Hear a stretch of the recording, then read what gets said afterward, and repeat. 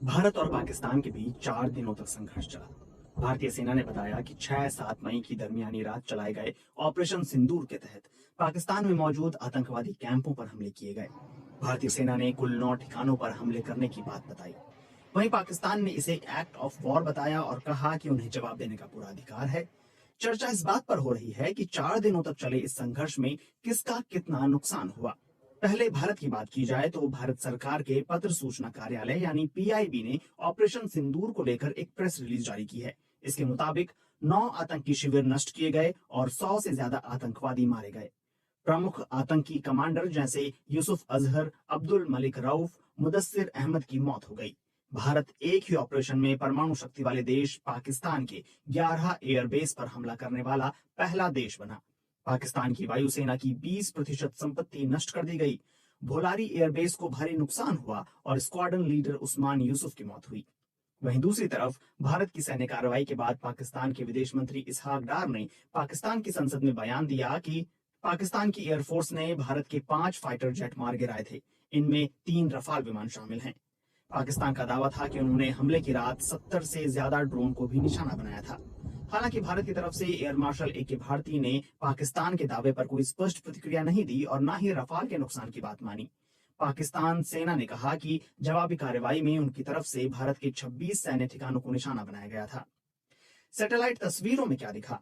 संघर्ष के दौरान भारत और पाकिस्तान ने एक दूसरे पर हमला करने के लिए ड्रोन और मिसाइल का इस्तेमाल किया। अमेरिकी अखबार न्यूयॉर्क टाइम्स की रिपोर्ट के मुताबिक पाकिस्तान के शहर कराची से 100 मील से भी कम दूरी पर स्थित भोलारी एयरबेस पर भारत के रक्षा अधिकारियों ने कहा कि उन्होंने एक विमान हैंगर पर सटीक हमला किया था। तस्वीरों में हैंगर जैसी दिखने वाली जगह पर स्पष्ट क्षति दिखाई दे रही है। इसी तरह रिपोर्ट में नूर खान एयरबेस और सरगोधा एयरबेस को नुकसान दिखाने वाली सैटेलाइट तस्वीरें भी शामिल हैं। वहीं पाकिस्तान ने 2 दर्जन से ज्यादा भारत के सैन्य प्रतिष्ठानों और ठिकानों को निशाना बनाने का दावा किया था। इसमें उधमपुर एयरबेस भी शामिल है, लेकिन उधमपुर एयरबेस की 12 मई को ली गई सैटेलाइट तस्वीर में कोई नुकसान नहीं दिखाई देता। हासिल क्या हुआ? इस पर रक्षा मामलों के जानकार जॉन स्पेंसर का मानना है कि सिर्फ 4 दिनों की सोची समझी सैन्य कार्रवाई के बाद भारत ने एक बड़ी जीत हासिल की। ऑपरेशन सिंदूर ने अपने रणनीतिक उद्देश्यों को पूरा किया और उससे भी आगे निकल गया। आतंकवादी ढांचे को नष्ट करना, सैन्य श्रेष्ठता का प्रदर्शन करना और एक नए राष्ट्रीय सुरक्षा सिद्धांत को दिखाना, ये प्रतीकात्मक नहीं था, ये निर्णायक शक्ति थी जिसका स्पष्ट रूप से प्रयोग किया गया। वहीं सामरिक मामलों के जाने माने विश्लेषक ब्रह्मचेलानी संघर्ष विराम को एक रणनीतिक चूक के रूप में देखते हैं।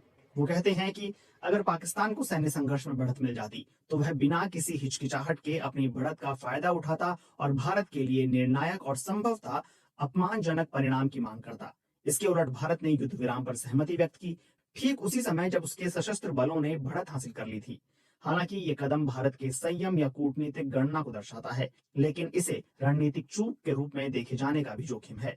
लंदन स्थित किंग्स कॉलेज में सीनियर लेक्चरर वॉल्टर लैडविक कतर के मीडिया संस्थान अल जजीरा से कहते हैं कि ताजा संघर्ष ने पाकिस्तान को कश्मीर मुद्दे का अंतर्राष्ट्रीयकरण करने का मौका दिया है, जो उसका दीर्घकालिक रणनीतिक लक्ष्य रहा है।